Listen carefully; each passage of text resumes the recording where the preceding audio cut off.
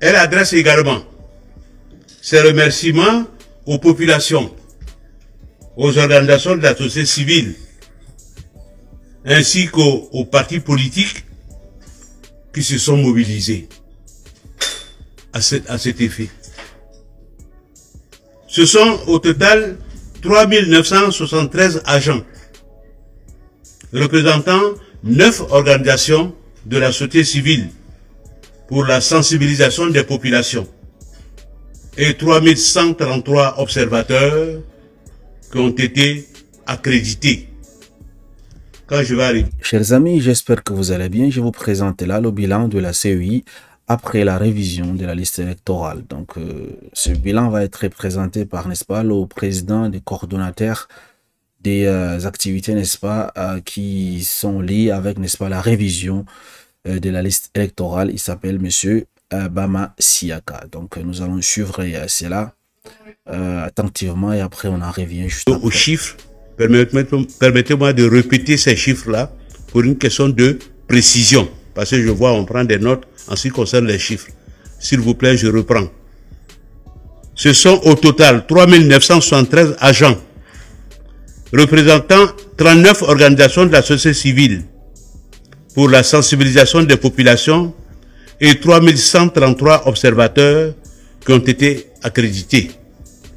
La commission électorale indépendante note avec satisfaction l'esprit qui a prévalu tout au long de cette opération, en dépit de quelques incidents rapidement aplanis.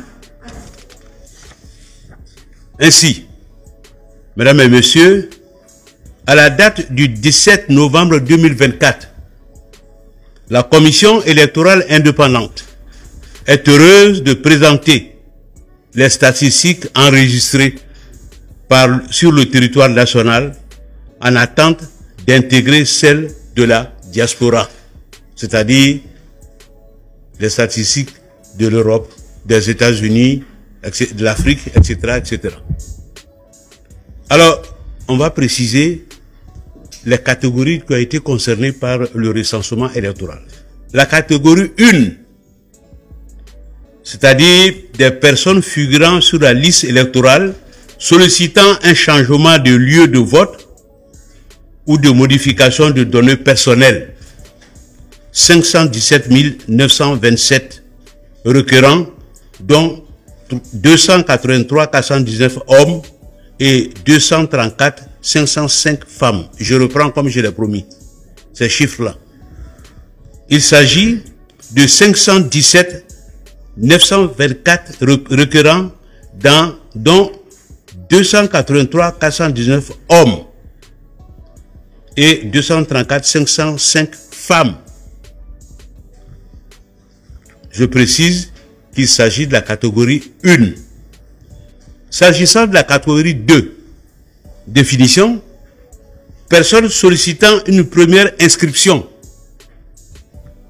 943 157 requérants, dont 511 125 hommes et 432 032 femmes. Je reprends. 943 157 requérants, dont 511 125 hommes et 432 032 femmes. Soit un total de 1 461 081 requérants, dont 794 544 hommes et 666 537 femmes. Je reprends encore. Soit un total 1 461 081 requérants, dont 795 544 hommes et 666 537 femmes. Par ailleurs, la commission électorale indépendante a enregistré 1207 requêtes en radiation d'électeurs supposés décédés. Je dis bien supposés décédés parce que tout simplement ça fera l'objet de vérification. Vous venez donc de suivre là, n'est-ce pas, le bilan après donc la révision de la liste électorale.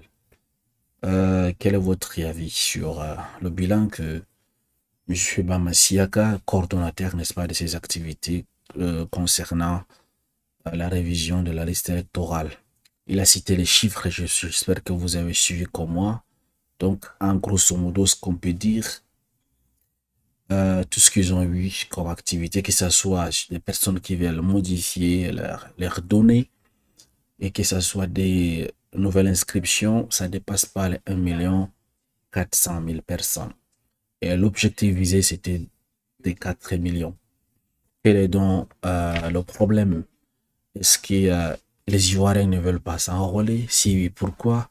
Est-ce que l'OTAN donné, les 3 semaines données, c'est pas suffisant pour pouvoir enrôler autant de personnes, 4 millions de personnes? Et quelle est donc la solution? On n'a pas besoin de tourner autour du pot, en fait. On a toujours dit, le monde a évolué, en fait. Pour vraiment travailler convenablement, il faut s'adapter aux nouvelles technologies, notamment des applications, des programmes, toutes ces choses. Je le rappelle tout le temps. J'espère que ça va aller dans les oreilles de ces personnes, de ces organisateurs, du président de la CEI, en fait, avec ces 4 milliards de budget qu'il a, de prendre même 500 millions pour, n'est-ce pas, mettre dans le domaine du développement d'un site web qui va permettre aux gens de s'inscrire étant chez eux, en fait, s'enrôler. Et donc, les ingénieurs de la CEI, recrutés spécialement pour ça, vont vérifier les données. Si c'est bon, on valide leur inscription. Ils verront que même en une semaine, c'est suffisant pour donc enrôler au minimum 4 millions de personnes. C'est tout à fait faisable. Mais je ne sais pas pourquoi est-ce que la CEI, le gouvernement ne veulent pas faire cela. Et pourtant, c'est très important. Tous les pays avancés du monde, ils utilisent les nouvelles technologies. Pourquoi pas la Côte d'Ivoire? Il y a de l'argent, milliards de francs CFA, un budget annuel de la CEI, quand même, c'est énorme en fait, c'est beaucoup. Donc, il faut dire à M.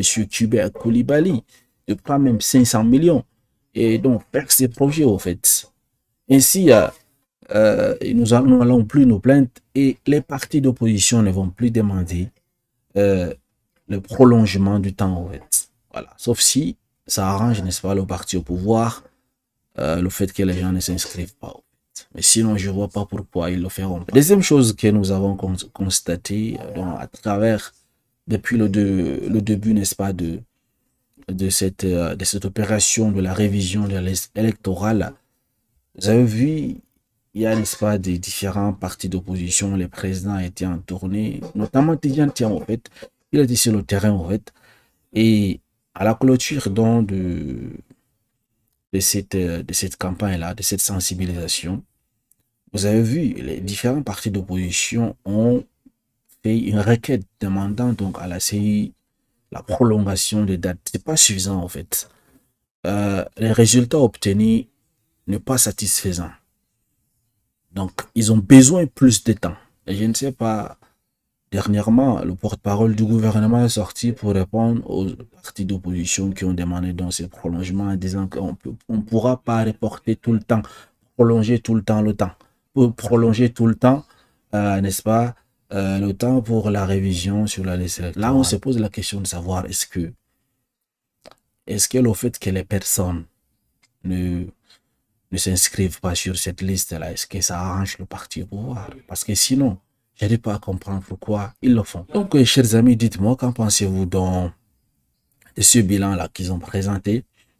Moi, franchement, personnellement, c'est 900 000 nouveaux inscrits quand même, c'est trop petit en fait, comparé aux résultats escomptés des 4 millions, n'est-ce pas, des nouveaux inscrits. C'est ce que les gens voulaient en fait. Mais l'objectif visé, c'était 4 millions. Maintenant, ils ont 900 000. Donc, il faut travailler sur, n'est-ce pas, les choses qui ont empêché cela de se faire.